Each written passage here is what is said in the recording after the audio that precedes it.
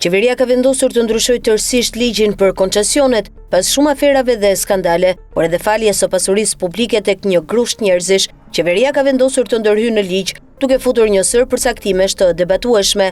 Ligji i ri është miratuar dje në mbledhjen e qeverisë dhe do të shkojë për diskutim në kuvend. Qeveria ka zgjeruar listën e sektorëve që mund të jepen me koncesion, duke shtuar ndriçimin publik në territorin e njësive administrative vendore, bujqësi dhe kontrata të tjera në sektorët utilitar.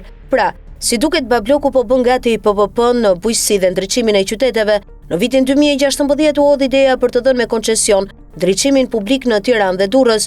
Kjo gjë shkaktoi debat mes Damian Gjiknurit dhe Ylli Manjanit, i pari ministër i energjisë dhe i dyti ministër i drejtësisë. Kompania daneze Hesa Light AS solli një propozim të pakërkuar pranë Ministrisë së Energjisë dhe Industrisë për të marrë me koncesion ndriçimin publik në bashkinë e Tiranës dhe Durrësit. Qeveria më pas nisi procedurat, por pas përplasjeve të vazhdueshme me Ministrinë e Drejtësisë, projekti dështoi. Tani duket se ka dalë në dritë sërish.